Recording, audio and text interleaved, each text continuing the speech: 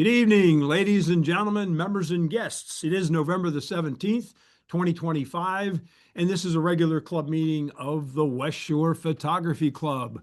I am your host and president of the club, Dennis Baker, and tonight we have Show and Tell, which Mark Albano is going to lead. He tells me we have 10 images, and I'm excited to hear the stories behind these photos. As a reminder, our print exhibit at the Mechanicsburg Art Center is wonderful. 62 images on display, but it's coming to an end this week. Thursday is the final day.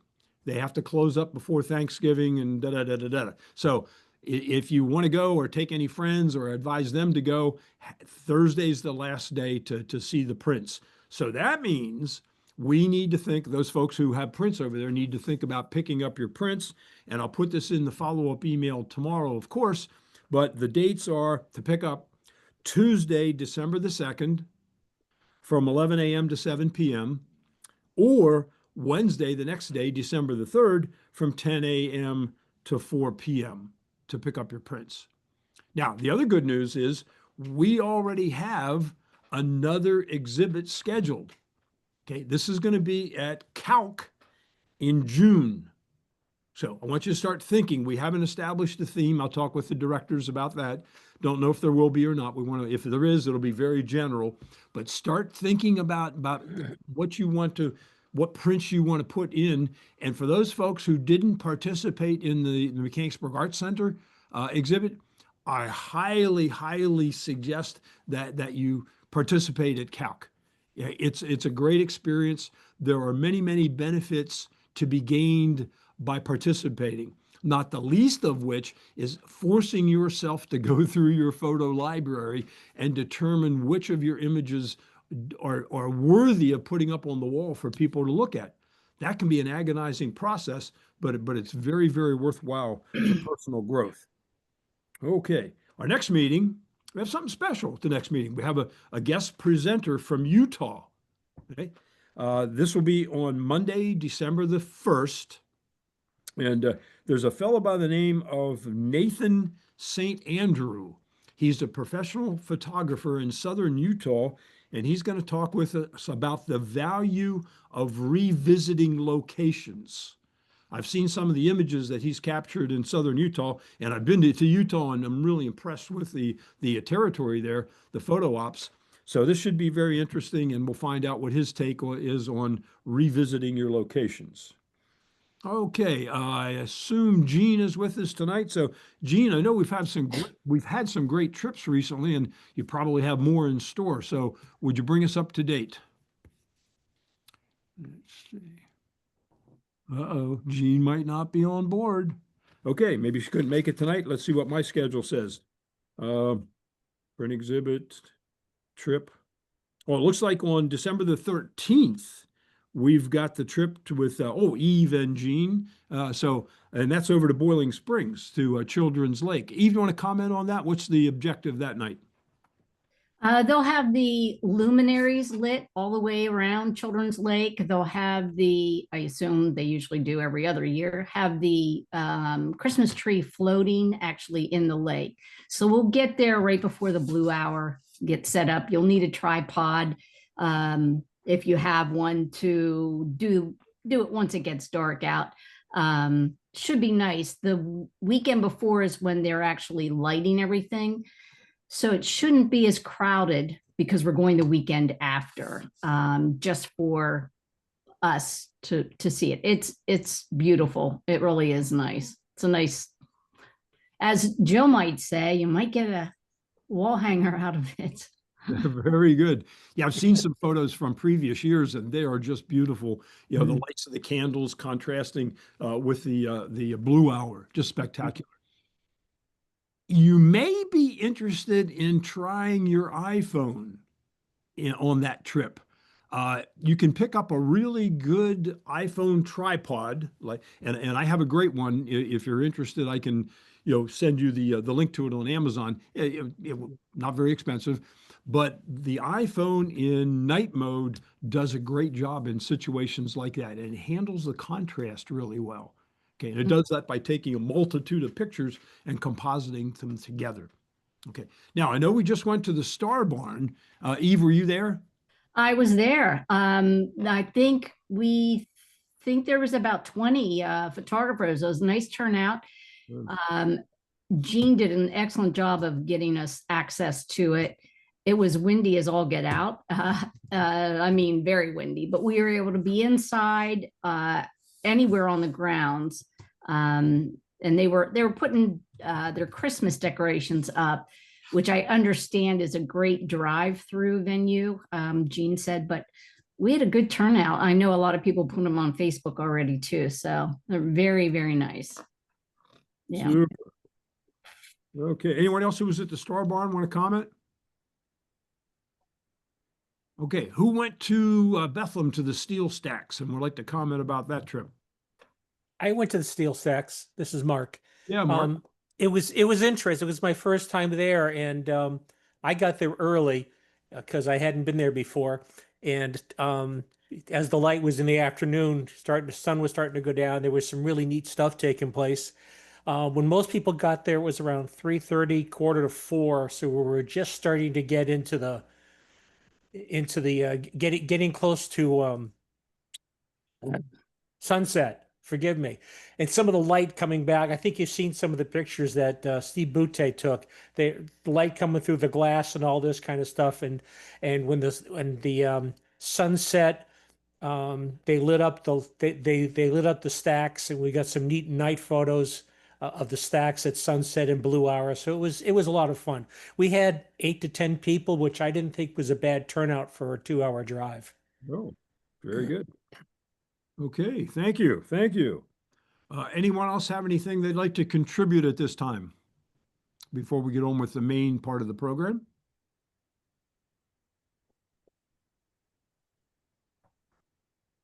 Okay, okay. As I said, as I indicated earlier, it is a show and tell, and Mark's going to run it. So, Mark, it's all yours. Okay. Now, as you people know, we've done for years. We've done before and afters, and we started about a year ago. We did what we now call a show and tell, which is different in the fact that we're talking about the picture and why we took it, and pretty much any other kind of information you want to put with it, rather than the before and after tends to be more technical of how you processed it. I'm going to run these pictures by in the order in which I received them. So the first person up is Dennis Baker. Hey, well, thank you. Thank you. As many of you know, especially if you follow me on Facebook and you watched my presentation like a month or so ago, I've become a little bit bored with journalistic style photography, documentary style. And I've moved into a phase, not 100%, but moved into a more impressionistic phase where I like to use multiple photos and movement to show emotion and energy in an image. Okay, sometimes a static looking image normally. And part of the reason for showing this image is to illustrate that technique, but also to implore you to look at the features of your camera. This wasn't done with an iPhone, although it could have been. This was done with my mirrorless Canon R6. And the feature that I used is in-camera multiple exposures. Now, if you have a mirrorless camera, I would guarantee that you have this possibility. If you have a DSLR, there's a chance you do, but it's not quite as likely. So I took multiple pictures, 1, 2, 3, I think it's 5 images, and you can change the number of pictures that it takes, and you can put it on burst mode. So when you do, you simply hold down the shutter button and it takes 5 pictures, and it automatically stops at the end of 5. Now, if you were to not move the camera or not zoom, all of those 5 pictures would match, and they would look like no different than an ordinary one picture. So the key here is that you want to do something during the multiple exposures. Now, there's a couple different two different techniques at least. One is that you can move the camera, okay? So just a little bit. So it's slightly off register, okay, each time. And I think you can see that that's pretty much what I did with this image.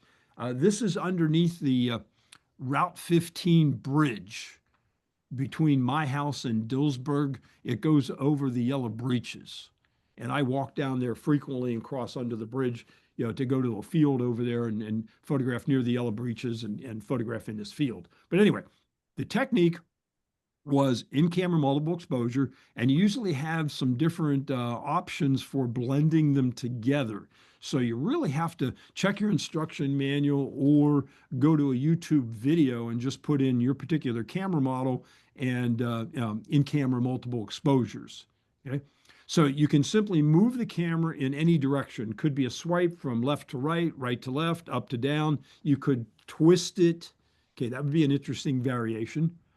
Or the other option with that in that mind is to zoom. Okay, each time you take a picture, boom, you would zoom in or out just a little bit, and then you get multiple pictures that aren't quite registered, and you can see that it's a multiple image.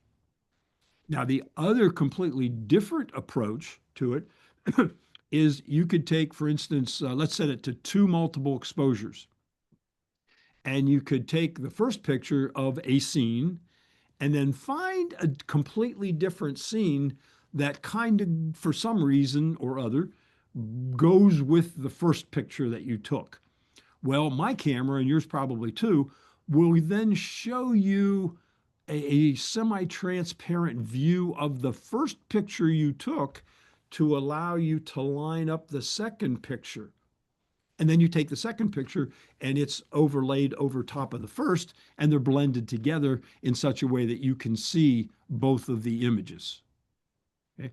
So these techniques can be done in post, but you would need a software program like Photoshop that deals with layers, and it takes time at the end. You have to know what you're doing. If you have this capability in your camera, boom, it's done in seconds. You have the end result. It comes out as a JPEG, okay? But it's all done for you, okay? Now, the frame that you see around, it looks like I took a picture of a picture that I had framed. No. That's a digital frame with my signature on the mat, and I created the frame in a program. I think this is actually called Filter Forge. And you come up with, and before you go out and buy Filter Forge, let me caution you. I can tell you the tale about that program. I'm not sure I would buy it again, but you can do some interesting things with it. But in any case, you have a variety of frames that you can use and a mat and give it a professional look, something that would catch somebody's eye. When I post it on Facebook, I'm hoping people would look at it and say, wonder how he did that, how he did the picture. And I wonder how he put the frame. Oh, look at, he even signed the picture. It's a digital photograph or digital signature. So that's my scoop. Mark, do you want to call for questions or comments, or do you want to wait till the end? No, we do now. Any Okay, questions anybody or have comments? any questions or comments? If you have a mirrorless camera, undoubtedly you have this capability. And if you've never used it, I urge you to take advantage of multiple in-camera exposures. Is there any, do you use a burst with this or just the multiple Yes. Now you don't And- have to. in what speed? Well, I put it on high. If I'm doing something like this where I'm zooming or moving the camera, I'll put it on the high burst mode, and I just Okay. hold down the button and it goes 5 pictures. And then it composites them and you get the end result. Now, Okay. if I'm doing the 2 overlaid, then I don't want it on burst because I want to line the 2 up. So Right. take it on individual frames. You take the first one, and before you take the second one, it shows you that semi-transparent view of the first one, and you can line up the second one. So then you take the second one and it composites it. And you can do that with as many, I think mine goes up to 7 or 9 images that you can combine. Whoa. But if you go that many, it often gets chaotic. You just can't make sense out of the picture, or it's more than you need. Okay. I usually find that if I'm doing 2 or 3 of the overlays, 3 is, usually it's just 2, sometimes 3. But Okay. if I'm doing the movement or the zoom, then I tend to go with like 5. Okay, which is, I think that's what this was. Okay. Anybody else? Any other? Okay, Dennis, we'll move on. Dennis, this is Elaine. Eileen? Just to clarify, in this particular image, you were using the burst mode, correct? Yes. And so were you also zooming? Well, I think I zoomed. Yeah, I said you have the option, you can do any movement with the camera at all. But now that I look more carefully at this, I see the lines that are radiating toward the center. So it was a 5 burst while I zoomed. Okay, so you had to zoom with one hand while you're holding down the shutter release with your other hand simultaneously, correct? Yes. So it's like chewing gum and rubbing your belly at the same time. You can do it with a little practice. Little coordination Yeah. there. And I do Excellent. not use a tripod for this type of thing. I don't find it's necessary. But if you're the type of person that really wants to be precise and you want your lines to be real straight, then you could use a tripod, but you don't have to. Okay. Thanks. Excellent image. I love it. Oh, thanks. Thanks. Anybody Like I else? say, Filter Forge is an interesting program, but it's involved and it's kind of clunky and it's older, so I don't necessarily recommend it. But if you're interested, email me. Okay. Anything else? Okay, Dennis, thank Okay, you. Mark, thanks. Next one is Bob. Thank you, Mark. In case anybody doesn't know, I'm probably still the newest member. I'm not positive. Maybe a month ago I joined. I set out this day at a protest, determined not to take any images of people that would be recognizable. So the whole day I shot in a ICM kind of technique. So I have, dozens and dozens of pictures of people protesting various things, and all of them blurry.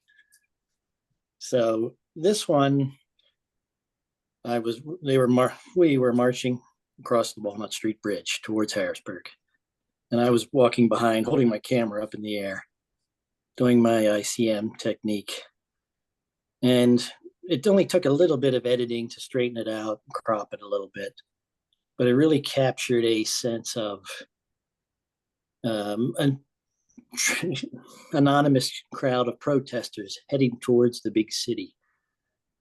The mysterious big city. You can't really tell it's on a bridge. It just looks like a bunch of people headed towards a city where they don't really know what they're going to see when they get there. So it's impressionistic. It's not intended to be a recording of the great protest of whatever. I won't say dates or times or what it might have been about. I'm sure it's offensive to some and not to others. So I did take a bit of a chance here showing this, but it was a big event in the city. I thought it was worth photographing, and I made an image that means something to me more than just, this is this funny looking guy holding a funny sign. So I was going more for an idea than just a recording of the day. So it was, got a bunch of these shots. This was one of the best. I have multiple other ones that came out pretty neat, but you can only show one. Hey, Bob, please confirm that you and I did not coordinate this. I had no contact with anybody beforehand. Very And I'm nice. sure whatever image someone else might put up in a similar event is going to be different. But yeah, ICM, this was a single exposure, maybe I can't remember anymore, probably around half a second or so. I can't read my screen's too small for me to see what that is. But yeah, it was probably around a half second. Holding it up over my head, maybe a zoom around 100 millimeters. Yeah, certainly And, it's true that you get unique images every time and something that nobody else can get. So what I liked about this, it just seems like the crowd is moving towards the big city and they don't know what they're going to get when they get there, what they're heading into. And you feel like you're part of it. Kind of a sense of mystery. Yeah, yeah. You're not supposed to know what's going on exactly. Okay. Any comments or questions?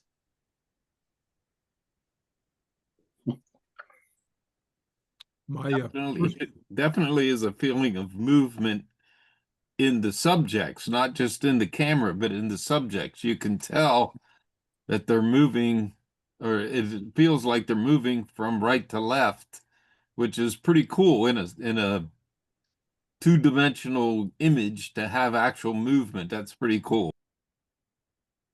Yeah, and Bob, to me, to some degree, it almost looks like people are walking with boxes on their heads. exactly what I thought. Yep. Right? I thought they were the builders of the bunch of pyramids. shipyard workers A bunch of shipyard workers. Yeah, that's another way to look at it. unloading a freighter. Anything else? We're going to get through this quickly. Dave, Marketo, you are up next. I just got to find your image. Give me a second. Yeah. Thanks. Thanks for doing this, Mark. My pleasure. I'm going to exit full screen. For some reason, it doesn't want me to do it. You did a little bit of a Yeah, it's before the and bottom after, one, so- Mark. Yeah. Yeah. Let me get it in view here. There we go. I'm sorry, it's the other one. Oh, I'm not good at reading thumbnails. Thanks, Mark. This is a photo that I took at the Milton Hershey Founders Hall, and it's the fountain with all the fish, and the characteristic of this scene was really chaotic. I approached it at the end of the day, and at first I didn't even know what the sculpture was. I didn't know it was fish. I mean, it was that abstract from a distance. So as I got closer, I kind of honed in on this character here. I had a really shallow depth of field that I was working with on purpose, and so I absolutely refused to stop down from 1.4. So I was looking for the eye pretty much as my want to focus on. And when I got this fish, I had to crop it quite a bit because it really didn't look that impressive with all the rest of the sculpture elements around it. So anyway, I was determined to make this capture a photograph, and the water coming out of the mouth I thought was interesting to me, and the color of the water I thought was a really rich blue, so I really liked that. And what I would tell you is that I tried AI to remove some of these extraneous pieces of the sculpture, and there are fish here and there everywhere. And it really didn't work that well for me, probably because I'm just not skilled with it. But when you look at the objects against that stone wall, AI really didn't work for me very well because it really didn't capture the squareness or the rectangular aspect of that wall. So I focused on the fish. The eye is sharp enough for me, and I pretty much went with that. It was very, very much fun to take this, and it got dark really, really quick. So I pretty much had to go with this, and I look forward to going back. And Mark, that's pretty much it in a nutshell. okay. Okay. Any questions or comments, impressions? I have a question. This is Joe Farrell. David, you mentioned about you didn't want to go any wider, any narrower than a 1.1? 1.4 it was, Joe. Why, what was your thought process behind that?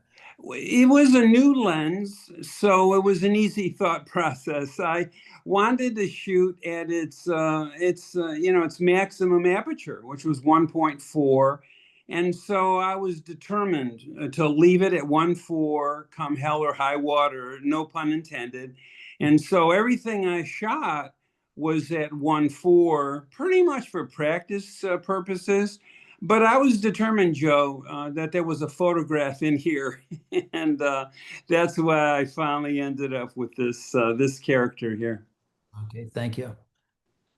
I have a comment, Dave.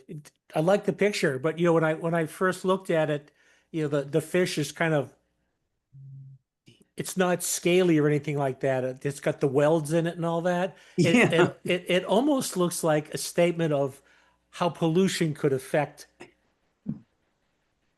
Oh, animals. that's interesting. It's sort of a mutant fish. Yeah, it's kind of uglified, I guess is the way I would say it. Well, and maybe the really religious among you can clarify, but I think this sculpture has to do with sort of the Christian fish metaphor. So I'd heard that, and maybe that's probably the answer to what's afoot here. It's sort of a multitude of fish characters. Okay. Any questions? Any more comments? Yeah, I have a quick comment, Okay, Bob. Dave. If this was mine, I'd love to see it in a high resolution black and white. Ah, You know, interesting. Just everything but the fish, very dark and mysterious. And just what I would do with it. That's pretty cool, though. That would be cool. Thank you for that comment and tip, and I'll welcome. take you up on it. Absolutely. And I try to get it as high contrast as I could without, maybe going overboard. So I think in black and white, it should be fun to do. Yeah. anything else? Okay. Is Dick Messner here? I didn't see him when I first started. Doesn't look like it. Okay, we'll come back to him then. The next is Eve. So this photo is actually down at or out at the Bethlehem Steel stacks. I did not go on our trip this past time, but I've been there before, and spent the entire day, did some night shooting there that day also. But this is actually the glass building across the street from the steel stacks, and it's a reflection of the steel stacks. Rick, I believe Rick Salmon was one that mentioned a lot of times you're shooting one thing, but you turn around and there's another image right behind you. And that's what this one is. I'm sorry to tell you, I don't know the building, office building or something, but it gave it a very different take on the steel stacks itself. I love reflections to begin with. It just gives it a different perspective of whatever image you're photographing. And with this, you can see some of the interior of the building through the glass, yet you see the reflection of the steel stacks also. The sky was very cyan that day, which gives a nice contrast to the color of the stacks itself. I did do a little bit of removal. There was an orange construction cone right beside the one door, and I originally had actually printed it with that, and I felt it just kept capturing my eye. So I did remove that, but enjoyable place down there. And the meeting that we have next meeting, I thought this is a place you could go and photograph numerous times and still find something different every time you photograph. So I'm looking forward to that meeting. I think that's so true to say that there's a lot of revisiting many places that you've been, but I like this in particular. The reflection gives it a wavy, distorted look to it. It gives a whole different illusion to it. And the contrast of the colors with the sky and the actual steel stacks really appealed to me a lot. Okay, thank you. Mhm. Any comments? Questions? Yeah, I like the fact that you can see the walls, Hmm. like you can see you're looking into something Mhm. despite the reflection. There's still walls and things inside there, so it kind of throws off your perspective a little bit. It's Yeah. pretty So, cool yeah. because you're unsure about exactly how this works. Mhm. Eve, did you shoot this as a panorama or just crop down a single image? No, I cropped it down. There was a lot of sidewalk yet. You could see the curb. And if you see the buildings actually, I have it lined up, but the street itself slants. So if you see the bottom of it, you can see the top of the building, you can see I have it perpendicular or what have you, but nice and straight. But I didn't like the curb showing or anything, so I cropped it in. Really hate to tell you, I forget the dimensions that I cropped it. I have this printed actually hanging in my house, but so it looks more panoramic, I guess, but no, it is shot regular and I cropped it down. Yeah, you know, Eva, when we were there last weekend, you could not have gotten this shot because there was a temporary tent built right Oh. in front of it. There you go. Well, see, another reason to go back and shoot multiple times at the same location. There you Yep, go. you always get Yeah. something different. Yeah. Goes the value of your photograph up, up, up, and up. There you go.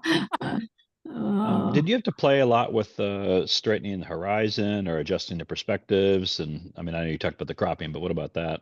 Yeah, I usually do. I'll do some perspective or the straightening of it. I use Photoshop. I usually cull down in Lightroom, maybe do a little bit of editing. Then I do Photoshop.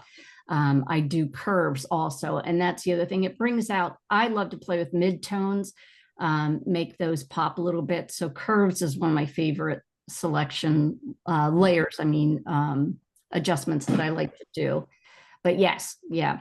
Now I was pretty angled straight on to this, but to keep it so that it wasn't slanted looking as in Right. keystoned, I did play with that perspective. Yes. Thanks. Make a great centerfold of a book if you're like to make the. There you go. Yeah, would. Hey, Eve, I got a question for you. What's your fascination with reflections? I don't know. It's just a different perspective of life, I guess. So many photographs are shot straight, what you're seeing, and it just gives it a different, like an illusional type of concept to it, I guess. Kind of abstracts things a little bit. Mhm. Yeah. Yeah. Neat. Yeah, I think that's a great photo, and it goes along with what I was saying. It's very similar to a two-shot composite. Yes. Because Yes. you're looking at the glass and you're looking at the reflection. And I love that you can see those double doors down there in the lower left. Yeah. Is that Yeah. a metal box of some kind over to the right then? That you mean on the exterior of the building? Yeah, yeah, at the very Uh, bottom. That's a Yeah. good question. It's been long I enough. think that's part of the building. Yeah, I can't remember. Yeah, yeah, I'm thinking over to the right, clear at the That- very, very bottom. That This one here? yeah, I think that's like not electric, but like a heat system, Okay, whatever I'm trying, you know what I mean? I and it think is on that's the what that outside. was. It's on the street. Yes. Yeah. And then you can also see some stuff through the glass. You see the lights, I guess, inside and the Yeah. upper middle part. Yeah. It's a very complex image. I could study that for a while. Yeah, it's kind of neat. Anything else? Yes, Eve, to your comment about the importance of going back to the same place to get different images. Mhm. I happen to have a shot of this same building with reflections in it, a little more zoomed in, but taken at a different time of day. So the reflections are totally different. The distortion in the steel stacks themselves and other things that are reflecting in it are much more severe to the extent that it looks more like an unidentifiable abstract. But Oh, it's interesting. definitely the same building. It's definitely the same perspective. Mhm. But I took that shot just before sunset, so there's a lot of color in it, and the stacks themselves are not as identifiable. Totally different look, Yeah. same place, same subject. It is truly amazing. But this I'll be excited to see our next presentation. I always think you can go someplace multiple times and get different images, and just like you said, even the different time of day. Absolutely, this is a great shot, Eve. Oh, thanks. Thank you. Oh, Now, by Eve, the way, you- a piece of useless trivia for everyone. Tomorrow is the anniversary of the last batch run through the steel stacks. Huh. It was shut down on November 18th. what year? Do you know? It was 92 or 94, something like that. Oh, wow. Wow. Yeah, when you plan a reflection shot, do you think about where the sun is shining and where you have to be, or do you just look for the image? It depends. It depends on the opportunity, I guess. Depends where I'm at, if I have time to think that through, or literally, oh, look what I see and take the photo. 9 times out of 10, it's the latter. Oh, look what I see and take that photo. Yeah. And for those of you who are just walking around like on the street in the city and you're looking for reflections, of course, you don't want the sun to be shining on the window or the glass. You want it to be shining on the objects behind you. So they're illuminated and reflected well in the glass. Okay. Anything else? Onwards. Tammy. Oh, Tammy unfortunately had to leave the meeting.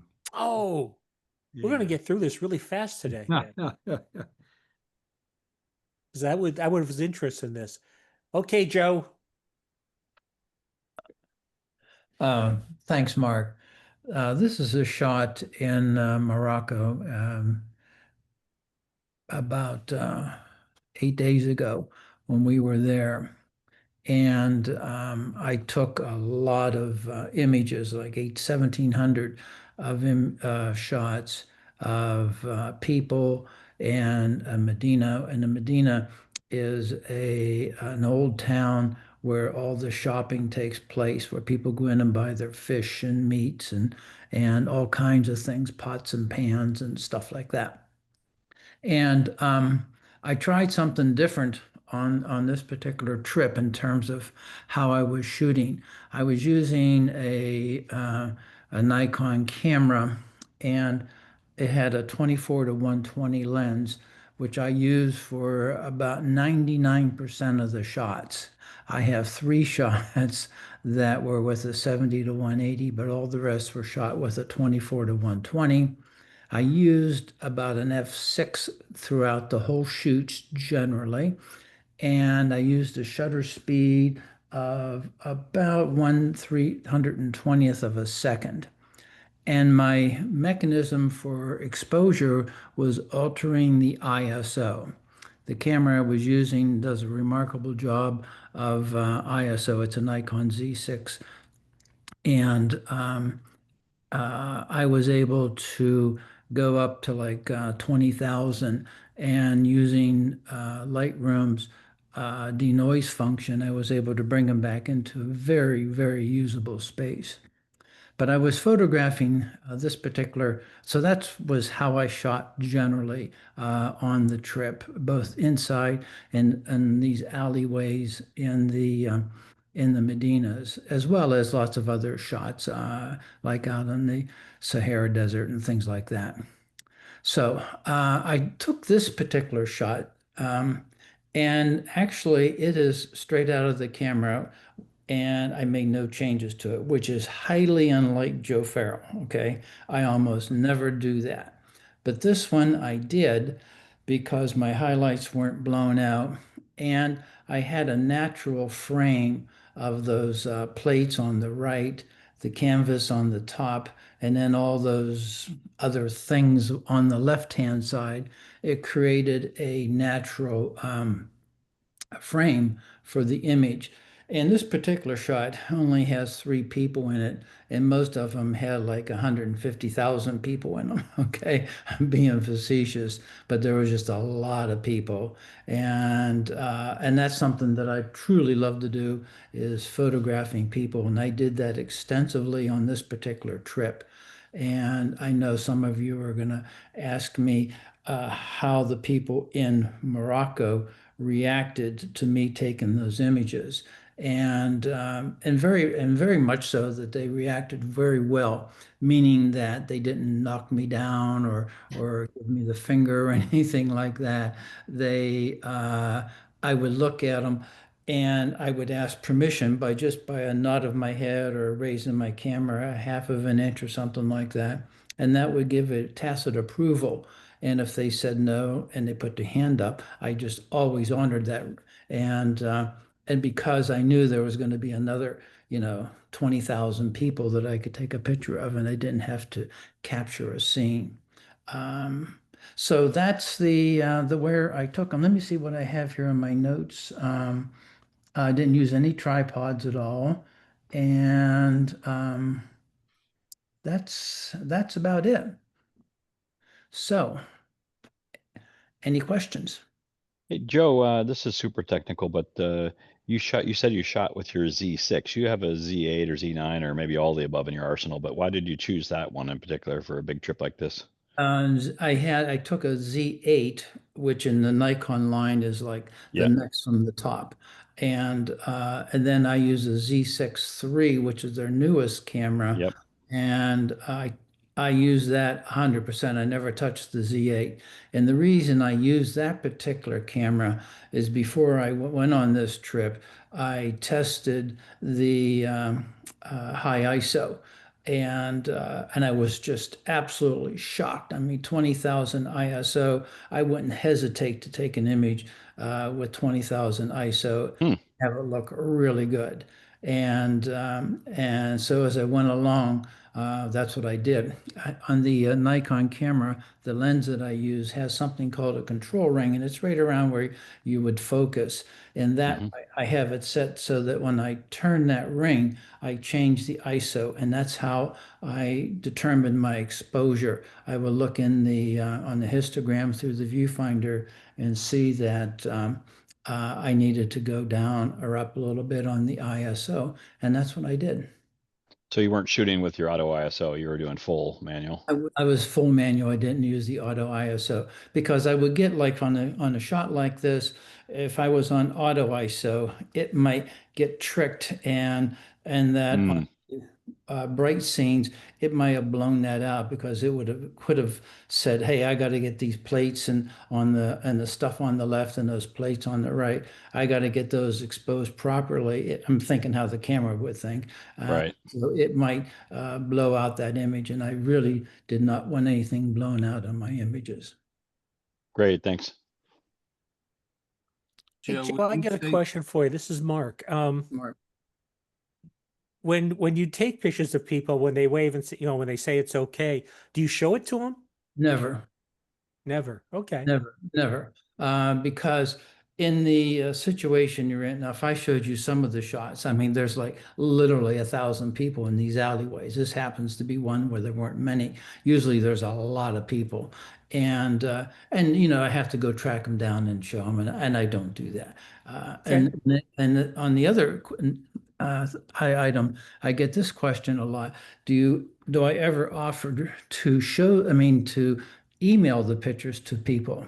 And I've been doing this for a long time, and I bet you in the last 10 years, I've probably given out maybe 20 business cards and say, I will send you a picture, but you have to send an email to me and tell me which one it was. I mean, what the scene was like. And I've only ever gotten two back. And and then I would send them like a little portfolio of images that I knew that they were in. And So I just don't do that. And you can't do that. Like, for instance, if I go into an area such as some of the African villages or Myanmar and places like that, um, then if you were to show an image, if I took a picture of all these kids as an example, which I do a lot of that, and I were to show them the picture, okay, or even if I had one of those little printers that go along, on which I did use at one time, and I would print it out, and then all of a sudden the kids just magnify, like, and I couldn't give just one kid one picture. You had to give each kid a picture, and I ran out of stuff like within the first day. So I don't do that. Okay. Hey, Joe, I had a question, Yes. and this is Jack, and nice to see you.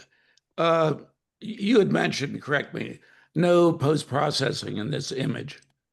On this particular image, that's correct, which is And, Mhm. and when you do the autofocus, is it an autofocus?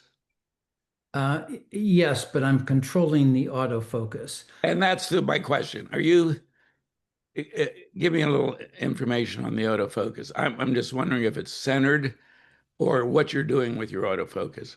What I do is I have a little box, and Yes. and I can on this particular camera, the autofocus systems are really sophisticated, but I didn't use the much of that. I basically had a little box, and then I would move the box. Like on an image like this, I don't know exactly where I focus, but on an image like this, I would have focused on those guys because I knew I wanted them to be tack sharp. Okay.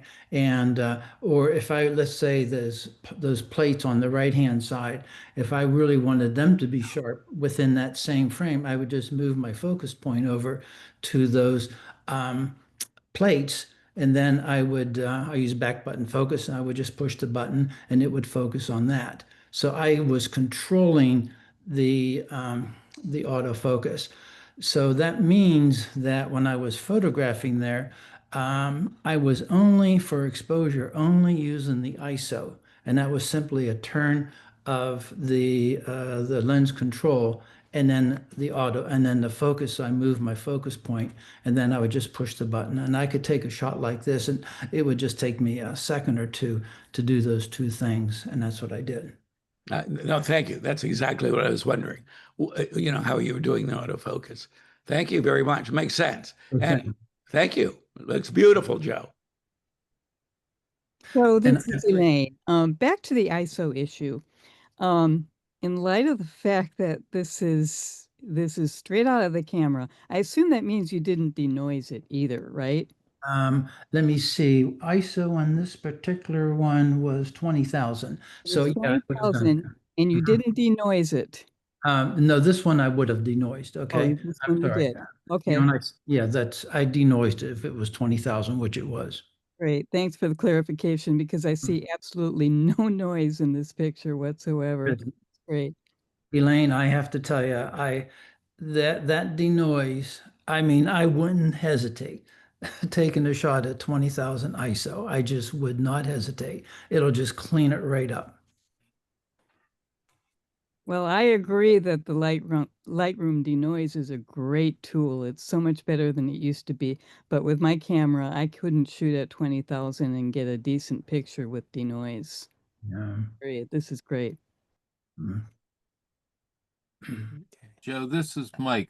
Said you were always running into people. What would you just estimate or guess was the percentage of local people versus visitors? I would say it depends on the Medina that we went to. For instance, if we were in Casablanca, you tended to have more people there. And then I would say maybe Marrakesh would be the second. And then if you went to some smaller towns where there was a Medina, there I would get very few tourists. It was mostly people dressed like those two guys are in the middle of the frame. Okay. There were some people in burqas and some with the eye slits, but very, very few of that. So did I answer your question, Mike? So generally, the less famous the place, the less tourists would be there. Yes, that's exactly true. Yes. Yeah. And if I showed you some, I have lots of other images of alleyways like this, and it's just packed with people who are shopping for their fish, vegetables, and buying plates and grains and stuff like that. And I got to tell you, that was absolutely a ball. I love photographing that kind of stuff. Sounds good. Excellent. Any other comments or questions? Yeah, a couple. Joe, you mentioned the term Medina. Mhm. What does that mean? That means it's an old town. It's a part of most of these, like for instance, Marrakesh and Casablanca and Fez and those kind of places are well-defined cities, modern, but then they all have a Medina, which is where it's like this here that you're looking on the screen, and it's the old town where the markets take place. Okay.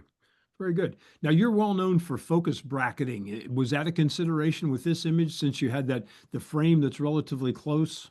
No, and I didn't on this particular trip. I didn't do a bit of focus bracketing. I didn't do it because I knew as many pictures as I was taking, I wasn't going about to in post processing do a merge and do that. That wasn't going to happen. Plus, if I did that, then I would have a lot of movement of people, which I actually in some cases did slow the shutter speed down so I could get the motions of someone who was scaling the fish as an example, and I wanted to see their hands moving with a little bit of blur. I did quite a bit of that, but that was just to get the effect.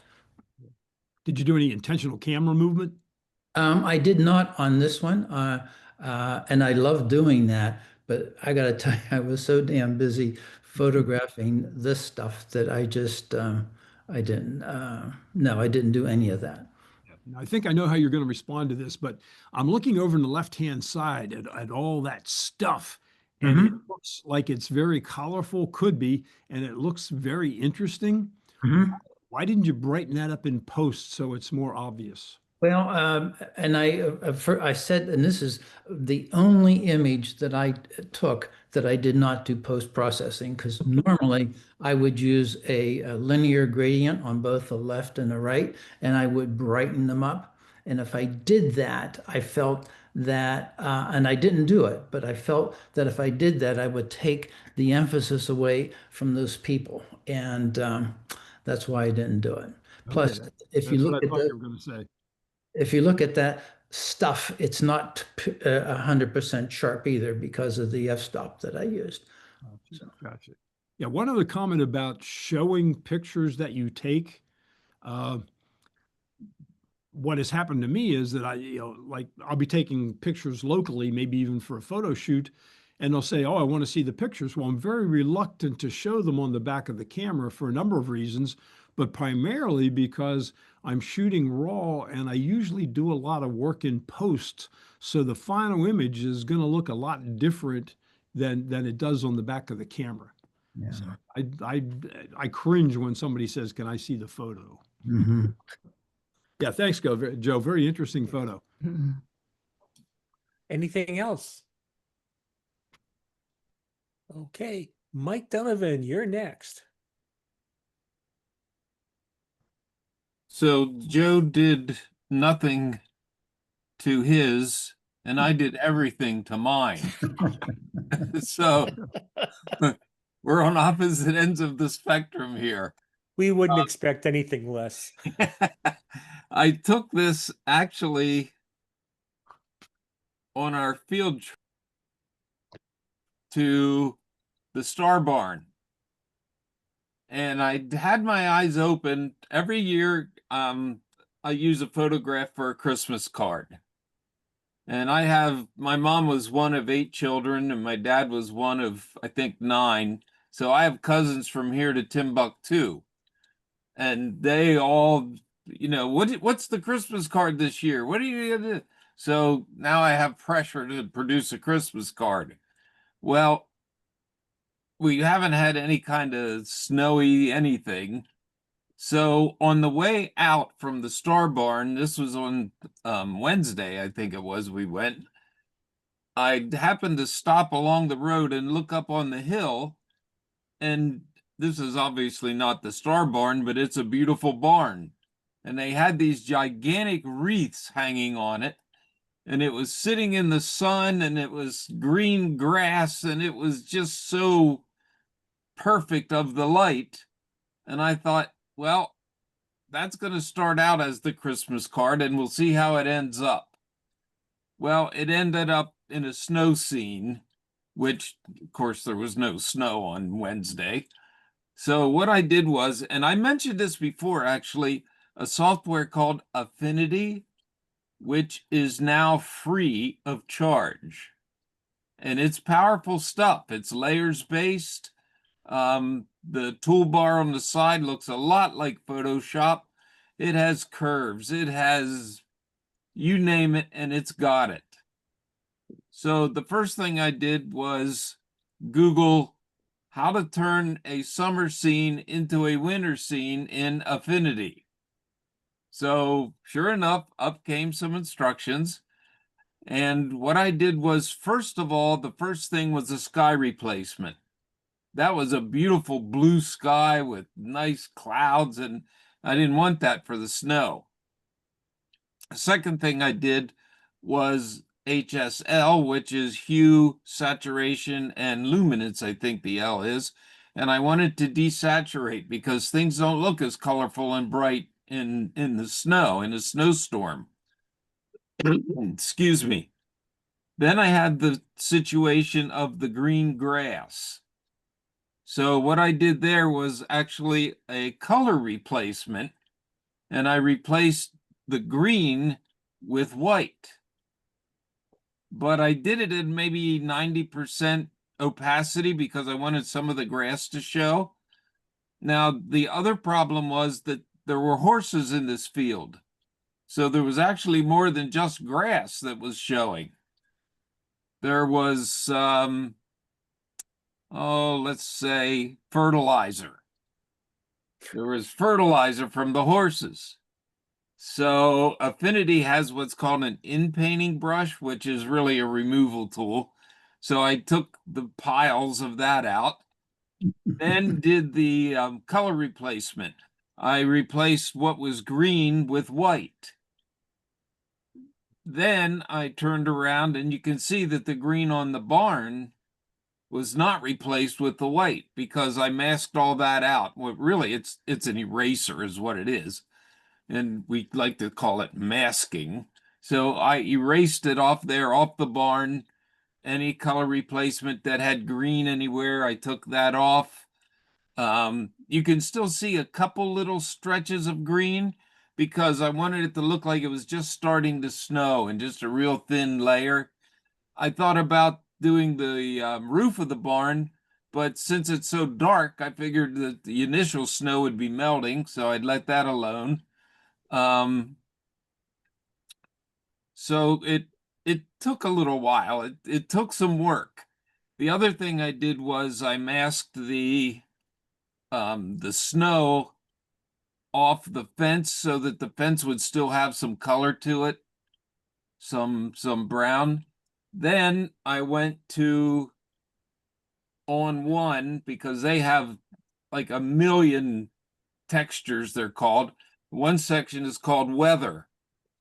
So I could have had my blizzard going on, or I could have had any amounts of snow I wanted. And I decided I wanted to look like it's just starting to snow and evening's on the way.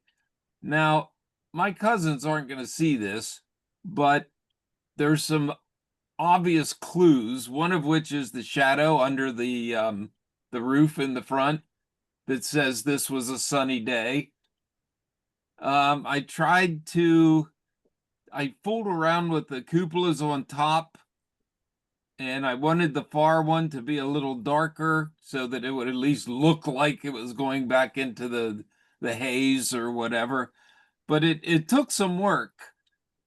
The last thing I also did in On One was put that little 1980s white vignette around it, like you used to see in the family pictures.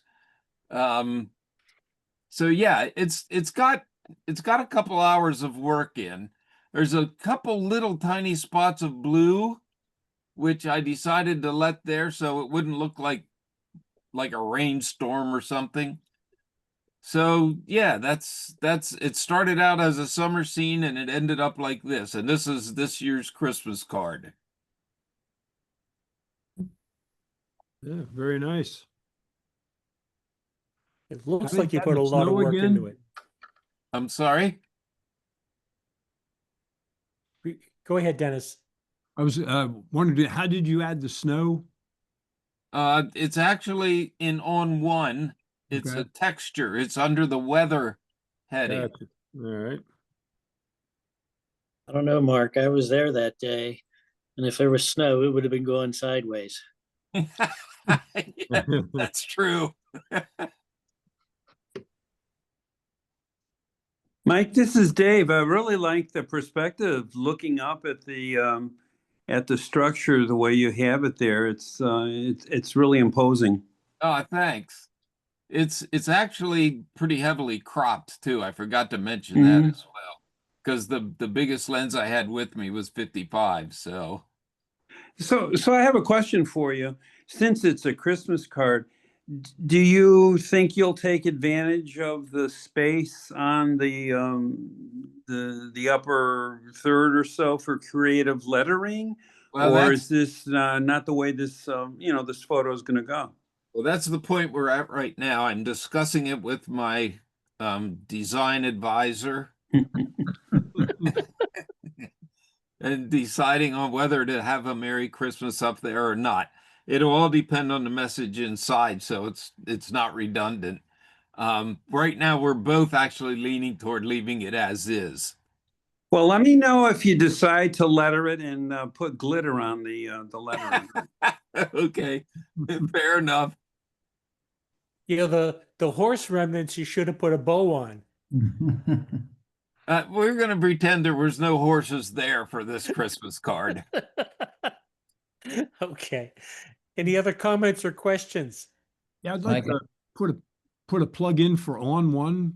I don't use the whole program. They have a whole, and I know Mike, you use On One and a big advocate, so maybe you can comment on this. But if you're interested in effects like the snow, other texture layers, and a multitude of digital frames, the one that Mike has here, that white one, I just refer to it as a frame rather than a vignette. But you can purchase the effects module from On One for less than $50. I think I got it for $39.99. And I have been using On One software for many, many years, strictly for the textures, the presets, and the frames. So I updated to the most recent version and highly recommended if you're looking for those kind of effects. And the other thing, Dennis, is that every month they give you free ones. Oh, right. Yeah, can add to your collection. Yeah. Mike, comment? I wanted to push affinity again for people, especially who are starting out or not wanting to spend a lot of money on software. It's called Affinity, AFFINITY, and it's totally free. It has like a designer module. It's called Studio. The Pixel Studio is for photographs. There's a studio that's like Illustrator, and it's all. It seems like there's got to be a catch, but so far there is not. You sign up for a Canva account, which you can do that for free, and then because they own Affinity now, and then you download this Affinity software, and it's yours. It doesn't cost a cent, and it has curves. It has, oh my gosh, probably 30 adjustment layers that you can use. So check into it if it's something that you think you can use. Yeah, and it also does raw processing. It does, absolutely, Yeah. positively. Dennis, Dennis, Mike, quick question for you. Did you use Affinity Photo or Affinity for this? I'm forcing myself to use Affinity. Okay. It's called the Pixel Studio, and it's very, very much like Affinity Photo. Okay. Yeah. The other thing too is that when Affinity came out, the way they make their money is by selling you AI services. Correct. And one of their what's it called? One of their applications that helps you identify subjects to cut One out of the subjects selection tools. in the selection tools. That's AI driven. That still works in the base Affinity. Yeah, that's true. That's correct. So that they did not remove an AI service that was already in Affinity Photo. Yeah. And honestly, your eyes will pop when you see what you got for nothing. Yeah. I Well, just the fact that downloaded it. It's layer based is incredible. Completely that's on like you par could with have Photoshop. 100 layers if you wanted. Yeah. Yeah, it gives you I tell people in class that once you have access to a layer-based program, it opens the door for all sorts of creative work. Yeah. Well, there's probably 8 layers on this. Hmm. I mean, there's the sky, there's the desaturation, there's the color change, there's the masking. Um, it's pretty cool. Yeah. Yeah. And until before release 2 came out, if you did your raw processing in it, you do your raw processing and then export it to the pixel editor, as they call it. And once you did that, all your adjustments of the raw file were frozen. And when Affinity 2 came out, and it's in Affinity, is you can export in such a manner that you can go back and edit the raw file underneath all the layers. Yeah. And there's a lot of non-destructive work that you can do in this. Yeah. But I used probably Affinity for probably 80% of this. Wow. Okay. Mike, that is a wonderful image. I love that. I would love to have that as a Christmas card. Thank you very much. Anything else? Hey, this is Carrie Vogelsong. Yeah. I have a question about Affinity. I'm just now trying to download it Mm-hmm. for Windows, and it's giving me 4 choices here: MSIX, MSI/EXE. Anybody know what I need to choose? I'm afraid I'm an Apple person. So Okay. I Yeah, can't same help you. here. I would think the exe file. That's what The I. Usually an MS execute file, but But I'm going to caution you before you do that. I would do a search on it and ask the Okay. question, which Yeah. file should I use to install it? Okay. That's what I would do. Okay. Yeah. Thanks for your help. Anything else? Okay. Did Dick Messner arrive? Probably not. Let's He see. would chirp up. Oh, yes, he's on board. Hey, Dick. Okay. You there, Dick? Let's see. I'll ask him to unmute. Dick Mesner might have stepped away from his computer for a moment. Oh, there he is. Yeah. All right. Well, we'll go back to him. Yes, let's do that. Yeah. charge him $5 to unmute himself. Okay. Oops. Well, let's get this down to a decent level. When was this? In July. I decided to go outside and take some pictures of the hostas in the front of my house to experiment with my macro lens. And I was taking some pictures, and this one kind of struck me because it's a dead flower lying on the leaf, And it was like, and the color is kind of purplish, and with the green, I was like, oh, that's kind of cool. And then I started processing and went, it's not really working out. And then I'm going to reference a person who passed away this year in our group, Terry Longenecker. He always looked for faces and figures in pictures. And when I switched it to black and white, the flower looked to me like an opera singer. And it was like, that's cool. And like I said, it just made me think of Terry and his the way he thought about pictures and looked for things. That's really all I have about it. So if you have any questions or comments, Help me feel sing free. the opera singer. Yeah. Really? Yeah, no, seriously. Yeah, seriously. Yeah. Here's the head, his arms raised up, Okay. his other arms is across his chest, and he's walking across the stage. Good imagination Very there, good. Mark. Very good. Very good. And that was I think shot this Terry- picture like a month after Terry passed, and it was like, whoa. Anyway, any other questions or comments? What made you decide not to do it in color? Was it just not popping enough or not enough Well, contrast? Yeah, it wasn't enough contrast. I think it was like that, and like I tend to like to try pretty much everything. When I was looking, I was like, I bet I could get more contrast if I put it in black and white. And sure enough, I did. So. Yeah, that's a good strategy for everyone to keep in mind. Look at an image and think, hey, how would this look in black and white? Just give it a shot. Yeah, it's worth it. I like black and white.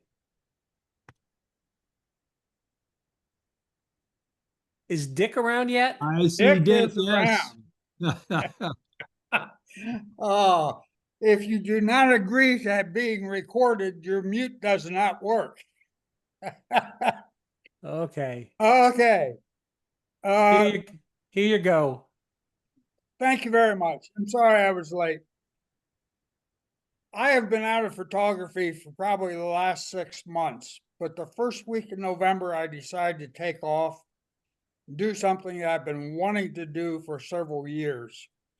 First 2 weeks of November is considered to be the deer mating season, the white-tailed deer mating season here on the East Coast from South Carolina north. And I love Shenandoah National Park, specifically Big Meadows area. And I had heard from several photographers that during the mating season, the deer go crazy.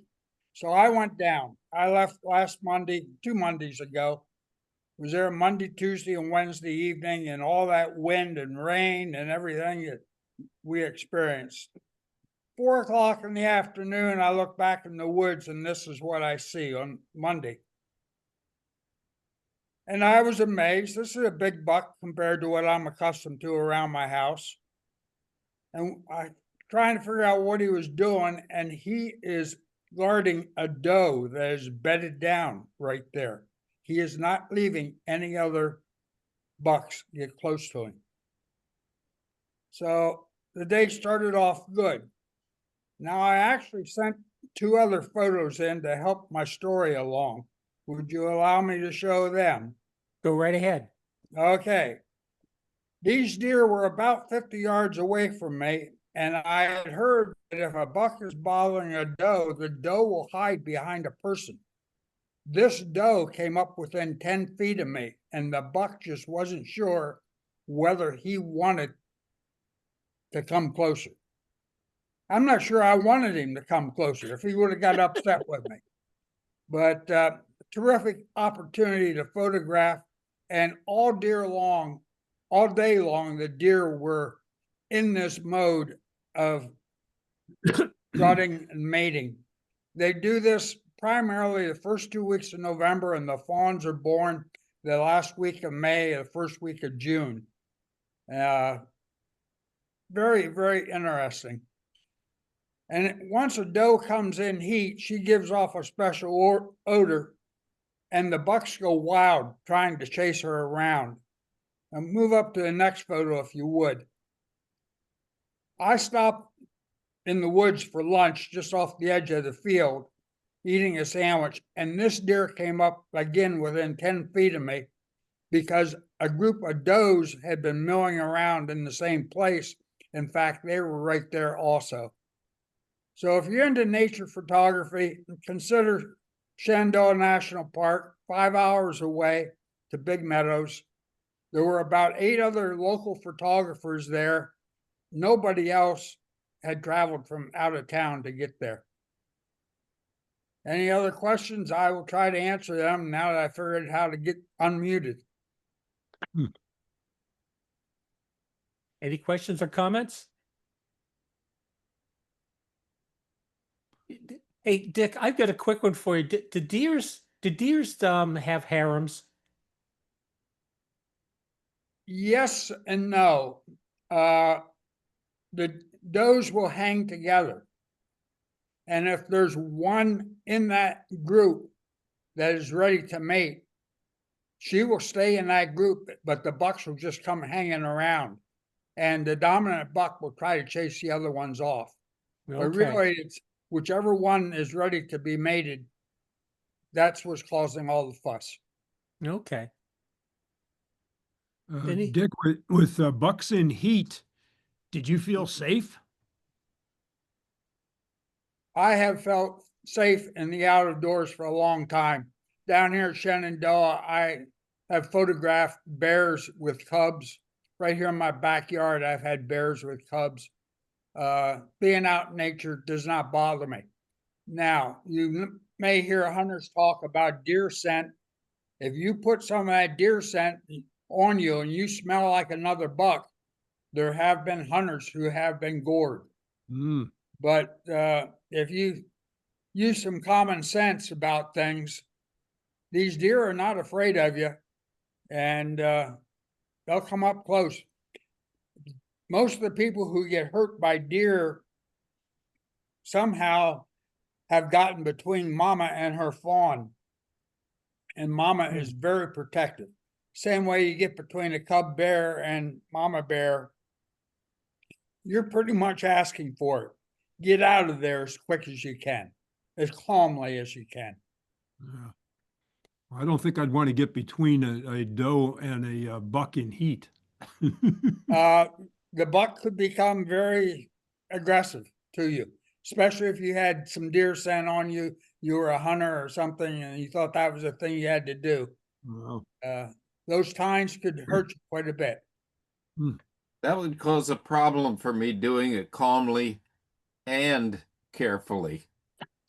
One of my problems with the photo you're looking at is if you could zoom in on the face, you'll see there's some grass over his face. And my camera actually focused on that grass. It would not focus on the deer's eye itself, which is what I was trying to do.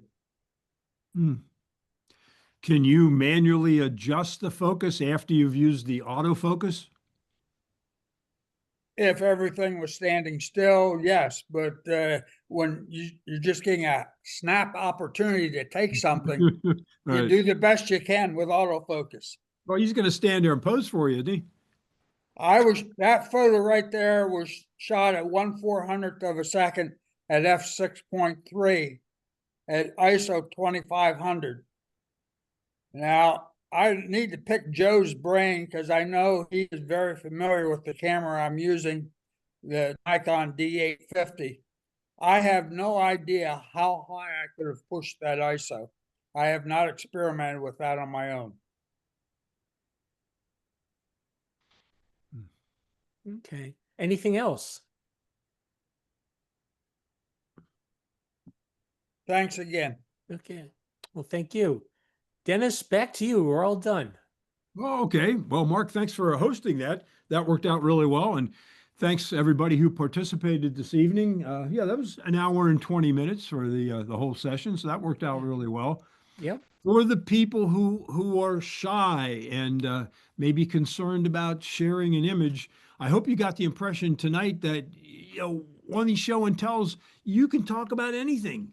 you know, you can just talk about the picture. You can talk about how you processed it, how you didn't process. You can talk about why you took it. You can talk, you know, anything at all. So please feel free. We'd like to get some other people involved in the presentation. So if you have any questions about that, I'd certainly give me a call. We can talk about it, but don't be shy. Don't be shy. Yep. Okay, any final comments for the good of the order? Hi, Jean, I see you're in the meeting. Hi, sorry about that. I got unexpected company. No problem. Any comments you want to make about the trips? We, Eve filled in for you and did talk about the trips. Oh, great. Thanking everybody that came out to the Star Barn. I think we all had a wonderful time. I know I did, and I've been seeing all the wonderful shots come across Facebook. Thank you so much. Don't forget to upload them on our SmugBug site. Yes, yes. Very good, thanks. Okay, anyone else for the good of the order before we close out for the evening? Don't forget to pick up your prints. I'll put all this in the follow-up email tomorrow. Pick up your prints at the Mechanicsburg Art Center, and hope to see you in the next meeting in December. Okay. All right, thank you very much and good night. Good night. Now, Good night. Thanks, Mark. Thanks welcome. again, Mark. No problem. Yes, thank you, Mark.